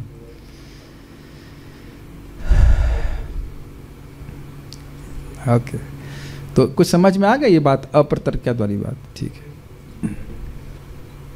तात्पर्य, यहाँ यह प्रश्न किया जा सकता है कि भक्त को कर्ता की पहचान करने से क्यों विरत हो जाना चाहिए, कि ये व्यक्ति हमको दुख दे रहा है, ये क्यों नहीं बोलना चाहिए, जब वह ये निश्चित रूप से जानता है कि भगवान ही सब वस्तुओं के कर्ता हैं। बोल देना चाहिए भगवान ही सब कुछ कर रहे हैं। अंतिम कर्ता को जानते हुए मनुष्य को चाहिए कि वह वास्तविक संपन्न कर्ता से अनजान नहीं बना रहे। इस संदेह का उत्तर यह है कि भगवान भी प्रत्यक्ष रूप से उत्तरदायी नहीं होते, क्योंकि उनके द्वारा नियुक्त माया शक्ति के द्वारा ही संपन्न होता है। कुछ समझ में आ रहा है बात? परम कारण कृष्ण हैं, लेकिन भगवान किसी को दुख नहीं दे रहे, न भगवान के अंदर ही क्षमता ही नहीं किसी को दुख दे, वो आनंद घन है। ये जो कुछ ये सब इल्यूजन है कि भगवान किसी को दुख दे रहे हैं। सबके प्रति भगवान सम है, किसी को दुख नहीं दे ही नहीं सकते। जैसे महाराज समझाते हैं कि कहें सरस्वती जी कहें कि हम मूर्खता क्या होती है, जरा देखें। सरस्वती जी कभी देख ही नहीं सकते कि मूर्ता क्या होता है, या सूरज कहे कि भाई देखिएगा अंधकार क्या होता है, होता ही नहीं है ऐसा कुछ। उसी तरह भगवान सोचे कि मैं किसी का बुरा कर दूं, सोचते नहीं कभी ऐसा, लेकिन मान लो सोचे कि मैं इसका बुरा कर दूं तो वो कर नहीं सकते, वो मंगल रूप ही हैं। तो वह तो अमंगलकारी है नहीं, अमंगल कुछ हो रहा है तो माया के द्वारा हो रहा है, वह भी अमंगल है या मंगल है, ये संदेहास्पद है। समझ रहे हैं? माया सदैव भगवान की परम सत्ता के विषय में संदेह उत्पन्न करती रहती है। ये बहुत सुंदर लाइन है, अब इसको समझने का प्रयास कीजिए, इसीलिए इसको हाईलाइट किया गया। ये बहुत सुंदर लाइन है। यद्यपि हम जानते हैं कि हर व्यक्ति या वस्तु भगवान के नियंत्रण में है, और कोई भी व्यक्ति हमारे प्रति कोई भी बर्ताव करने के लिए पूरी तरह से भगवान के अनुसार ही चलने वाला है, फिर भी जब कोई व्यक्ति खराब बर्ताव करता है तो हम कहेंगे ये कैसे हो रहा है, भगवान में संदेह हो गया कि नहीं।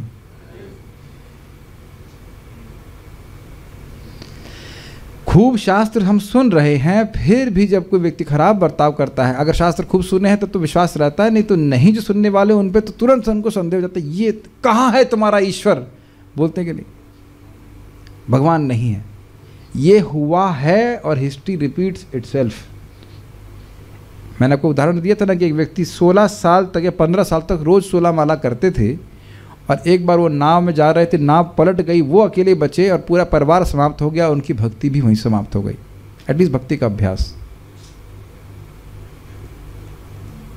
इसीलिए परम पूज्य वृंदावन चंद्र महाराज जो बात बोल रहे थे, वो बहुत सुंदर बात बोल रहे थे कि देखो, कोई कहेगा शास्त्र सुनने का क्या लाभ है, बहुत सारे लाभ में एक लाभ यह है कि देखिए जीवन में सुख दुख आएगा, लेकिन हम उतना प्रभावित नहीं होंगे अगर शास्त्र दृष्टि, जो सत्य की दृष्टि है, उसमें हम स्थित हैं। और वो एक दिन में नहीं आती, बारंबार हम श्रवण करते हुए चलते हैं, तब व्यक्ति को समझ में आता है कि ये अचानक मेरे संग ऐसा क्यों हो रहा है। शास्त्र की दृष्टि से देखेगा तो मन उसका स्थिर रहेगा। समझ रहे हैं बात? यह भी आप देखेंगे कि अगर हम नियमित रूप से भागवत इत्यादि नहीं सुनते हैं, ये विग्रह है या ये मूर्ति है, ये तो मूर्ति लग रहा है। समझ में आया? क्या मैं मूर्ति को प्रणाम करने आया हूं?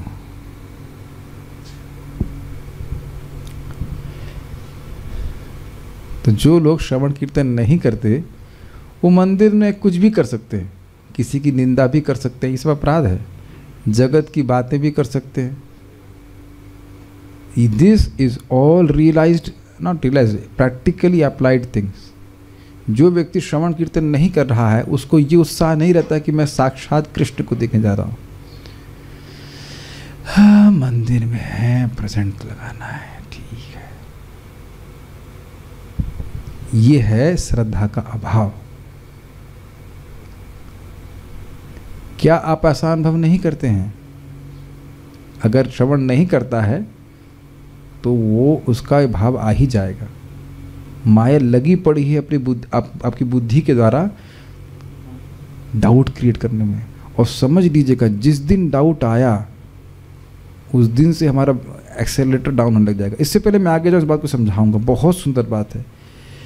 भक्त का नाम भूल गया, भक्त बता रहे थे कि क्यों हमको शास्त्र सुनना चाहिए। बड़ा सुंदर उदाहरण दिए कि मान लीजिए आपका स्कूटर पे हैं, आपको जाना है वृंदावन, जो भी है, कार पे हैं, स्कूटर में हैं, और आप सही रास्ते पे भी हो, लेकिन मानो वहाँ से मील का पत्थर उड़ा दिया जाए तो आपका एक्सीलेटर डाउन हो जाएगा, ऊपर हो जाएगा। डाउन मतलब ऊपर है हल्का सा, कि भाई मैं क्या सही रास्ते में, यद्यपि आप बिल्कुल सही रास्ते पे हैं, वृंदावन के रास्ते पे हैं, दिल्ली से वृंदावन आ रहे हैं, मान लो उड़ा दिया जाए मील का रास्ता, मील का पत्थर।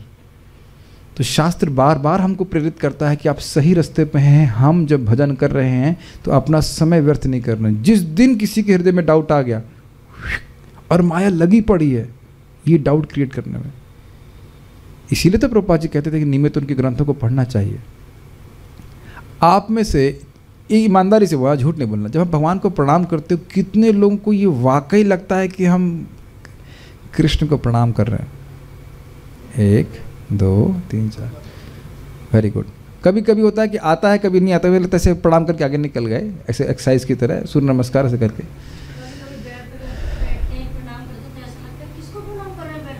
हाँ, ये भी हो सकता है, लेकिन आप देखिए, आप कल ट्राई कीजिएगा, मंगल आरती में जाएं अगर तो अब प्रणाम करते उस समय ज़रा विचार कीजिएगा। जैसे देखिए प्रैक्टिकल, जैसे आप यहाँ पे महाराज लोग को प्रणाम करते हैं तो आपको लगता है ना कि मैं व्यक्ति को प्रणाम कर रहा हूँ, डायरेक्टली फील होता है और वो जाता है भगवान के पास। लेकिन जब भगवान के विग्रह को प्रणाम कर रहे हैं तब भी वो भावना आ रही है कि नहीं आ रही, तो बहुत अच्छी बात है। You have to be aware कि आप राधा रानी को प्रणाम कर रहे हैं, आप श्याम सुंदर को प्रणाम कर रहे हैं, कृष्ण बलराम को, क्योंकि मन भी लगाना चाहिए प्रणाम में, पता है ना आपको। हाँ, जल्दी हो जाए, नमो विष्णु पदाय कृष्ण प्रश्न नहीं, ये सब अपराध है। नमो विष्णु पादाय कृष्ण प्रेष्ठाय भूतले श्री भगवान नहीं, पूरा तप्त कांचन गौरांगी राधे वृंदावन और पूरा प्रणाम करके ही उठना होता है। लेकिन आप लोगों को तो कोई दिक्कत नहीं, पंचांग प्रणाम करना है, बाकी लोग भी मंदिर में करें तो पंचांग प्रणाम करें, ऐसी जगह देख लें कि कोई ऊपर से कूदे नहीं, आखिरी प्रणाम नहीं होना चाहिए आपका, वो ध्यान रखना होगा। और कभी कभी भक्त लोग हम देखे, आंखों से देखिए पूरा वो मंगलाचरण बोल रहे हैं उसमें, तो वो भी दिक्कत है। आप लेट के मंगलाचरण करके कोई कूद जाएगा आपके ऊपर तो दिक्कत हो जाएगा, ऐसा नहीं करें। लेकिन हाँ, ऐसी जगह स्थान देख कर प्रणाम करना चाहिए कि it should not just be mechanical कि मैं गौर निताई को प्रणाम कर रहा हूँ, मैं कृष्ण बलराम को प्रणाम कर रहा हूँ। ये बात स्मरण रहना चाहिए, क्योंकि माया संदेह उत्पन्न करती रहती है। ये बात समझिएगा। अनलेस इंग्लिश में कहेंगे we are supplicating our intelligence with words of shastra, maya constantly supplicating us with doubts. Supplicating मतलब सप्लाई करते रहती। तो अगर ये विश्वास है कि भगवान है तो फिर बताइए क्यों कंप्लेन करेगा? कोई व्यक्ति बुरा अच्छा कार्य कर रहा है, भगवान ही करा रहे हैं। धर्म यह अच्छी तरह जानता था कि परमेश्वर की इच्छा के बिना कुछ भी संपन्न नहीं हो सकता, तो भी माया उसे संशय में डाल रही थी, जिससे वह परम कारण बताने से कतरा रहा था। उसे समझ नहीं आ रहा था कि क्या कारण है। यह संशय कली तथा माया दोनों के कलमश के कारण है। ये जीव गोस्वामी की टीका से प्रभुपाद समझा रहे हैं। कलयुग का सारा वातावरण भ्रामक शक्ति के कारण विशाल रूप में दिखता है और इसका माप अकथ्य है। कहने का मतलब है, देखेंगे आप प्रैक्टिकल कलयुग में अविश्वास का बोलबाला है। कोई व्यक्ति किसी पे विश्वास नहीं करना चाहता है और यह भी नहीं मानना चाहता कि कोई स्टैंडर्ड सिद्धांत है धर्म का। लोग भ्रमित रहते हैं कि भगवान कौन है, सब भगवान है, ऐसे करके बोलते रहते हैं। कि कलयुग के द्वारा स्पेशली है, लेकिन आप देखिए रहे किस प्रकार से श्रीमद् भागवतम के श्रवण के द्वारा ये डाउट क्लियर हो रहा है। ये समझ में आ रहा है कि भागवत के श्रवण के द्वारा धर्म का सिद्धांत बहुत क्लियर हो रहा है कि क्या धर्म है। हमको तो बहुत अच्छा लग रहा है इस तरह से कि समझ में आता है कि धर्म क्या है क्या नहीं है। तो उम्मीद है कुछ बातें समझ में आएंगी। भगवान माया को मना भी तो कर सकते हैं जीव की पिटाई करने के लिए, कर ही सकते हैं और करते ही हैं। और चैतन्य चरितामृत को श्लोक याद है कि भगवान जब भक्त शरणागत होता है तो माया को खींच लेता है। क्या है? ताते कृष्ण भजे करे गुरुर सेवन, माया जाले छूटे पाए कृष्णेर चरण। ताता कृष्ण भजे, कृष्ण का भजन करता है और गुरु की सेवा करता है तो माया के जाल से छूट करके कृष्ण के चरणों की प्राप्ति कर लेता है। तुम तरीका बताए हैं कि नहीं? तो पिटाई करना रुकवा दिया जाएगा कि अगर हम लोग अच्छे बच्चे बन जाएं। यहाँ पे माता जी लोग बैठी हैं तो बच्चों को तो आप ही लोग 2-4 चांटे पहले ही मारते रहे होंगे, नॉट? नहीं, आपने कभी नहीं मारा बच्चों? आपके बच्चे वैसे ठीक हैं, कोई दिक्कत नहीं, लेकिन प्राय बच्चे लोगों को तो क्या माँ कोई द्वेष तो नहीं करती है, लेकिन ये उतना उदाहरण ठीक नहीं है। और अच्छा उदाहरण ये है जब ट्यूशन मास्टर को दे देती है माता। और आप जानते हैं कि ट्यूशन मास्टर के पास सोटी बहुत स्ट्रांग होती है, तो सोटी का प्रयोग क्यों करना पड़ता है? सोटी ज़बरदस्ती नहीं मारता है, बच्चा नालायक होता है तब सोटी मारनी पड़ती है। ठीक है कि नहीं? आप लोग भी इस मतलब लीला को, बाल्य लीला में आपके आया होगा, बाल्य लीला चैप्टर नंबर 4 बाल्य लीला चैप्टर 4 में देखा होगा। आजकल तो सब बंद हो गया है, लेकिन पहले लीला ये होती थी बच्चों की, जब तक सोटी नहीं मारेंगे बच्चा बांधता नहीं था। तो हम लोग इसी प्रकार के बिगड़ायल बच्चे हैं, सोटी नहीं पड़ेगी सोएंगे नहीं कृष्ण। ठीक है, और कोई मेरे ख्याल से प्रश्न नहीं है? हाँ, माइक पे पूछिए। कोई भागवतों की मतलब भक्तों की निंदा करे तो क्या करें? क्या उसके बारे में भक्तों को बताएं या नहीं? बड़ा अच्छा प्रश्न है। मान लो श्री ईश्वर कृष्ण प्रभु की निंदा प्रेम कृष्ण प्रभु ने करी, तो मेरा कर्तव्य यह है कि इनको ना बताएं, क्योंकि उनको आपको भी दुख होगा। पहली बात तो ये, अरे आपको पता है आपके बारे में क्या कह रहे थे? इतना मुझे हंसी आती है, किसी व्यक्ति ने मेरे बारे में खराब मैसेज दिया। गुरु पूजा में गा रहे हैं, अरे आपके बारे में क्या लिखा है? हमने कहा मुझे पता है क्या लिखा होगा, फिर वो लोग दिखा रहे। हमने कहा ठीक है, गुणगान किया, ठीक है, क्या कर सकते हैं। सो दे आर नॉट कॉन्शियस। उससे क्या हुआ बताओ? क्या हो गया? कुछ हुआ तो नहीं ना? प्रभु जी आपके बारे में कोई निंदा कर रहा है, तो हमने कहा तो प्रचार तो कर रहा हूँ ना। प्रचार कर रहे हैं, कोई निंदक नहीं उत्पन्न हुआ तो प्रचार का फिर फायदा क्या हुआ? मतलब क्या हुआ? तो ये कोई नई बात हुई ना है। हाँ, माया भी मतलब कि धर्म को संशय में डाल सकती है, जैसे कि यहाँ पर यही लिखा गया है यहाँ पे कि क्या हो रहा है, क्यों दुख प्राप्त हो रहा है, हमको समझ में नहीं आ रहा। माया बहुत, अब देख लीजिए ना कि माया क्या है, यही हम लोग डिफाइन नहीं कर पा रहे हैं, तो उसकी गतिविधि कैसे समझेंगे? अगर कोई टेम्पल में आपके साथ बदतमीजी से बात कर रहा है तो क्या करना चाहिए? ये सब प्रश्न शास्त्रिक प्रश्न है। बदतमीजी से बात ही नहीं कर रहा हो, पब्लिक में गाली दे रहा हो तो क्या करना चाहिए? क्या ये सुनना चाहेंगे उसका उत्तर? दिस इज माइंड ब्लोइंग उत्तर। पब्लिक में कोई गाली दे आपको तो क्या करना चाहिए? तो ये भीष्म पितामह जी कहते हैं, ये प्रश्न युधिष्ठिर महाराज ने किया है। ये ऐसा ही प्रश्न महाभारत में युधिष्ठिर महाराज ने किया है। और कहते हैं कि यदि वह बुद्धिमान व्यक्ति चुप रह गया तो उसके सारे पाप वो व्यक्ति ले जाएगा जो उसका अपमान कर रहा है पब्लिक में। वो आपकी सफाई करने के लिए आया है। अब हमको डर ये लग रहा है कि इस अब कल हमारी परीक्षा न ले भगवान, अब मैं कल पब्लिक अपीयरेंस करता ही नहीं हूँ। कल मैं रूम पे बैठा रहता हूँ। पिछली बार तो बहुत भगवान परीक्षा ले ली थी, हमको बहुत डर लग रहा है। लेकिन सिद्धांत ये है, वो मुझे परम पूज्य गौरकृष्ण महाराज की बात बड़ी अच्छी लगती। कोई व्यक्ति, कोई माँ है, किसी बच्चे के मल को साफ करती है, अपने बच्चे के मल को माँ साफ करती है, लेकिन अपने जीभ से साफ नहीं करती है ना। तो जो व्यक्ति हमारी निंदा कर रहा है वस्तुतः वह अपने जीभ से हमारे मल को साफ कर रहा है। और ये महाप्रभु ने बोला है, महाप्रभु ने बोला है। जगाई माता का उद्धार किए ना, तो लीला दिखाने के लिए क्या, इनके पाप मैं ले रहा हूँ, पूरा चेहरा काला, मतलब पूरा शरीर काला हो गया। तो कह रहे कैसे दिख रहा हूँ? तो अद्वैताचार्य जी कहते हैं आप श्याम सुंदर दिख रहे हैं। अच्छा, तो फिर क्या, तुम लोग संकीर्तन करो ताकि पाप नष्ट हो जाए। संकीर्तन किया तो फिर गोल्डन अवतार हो गए।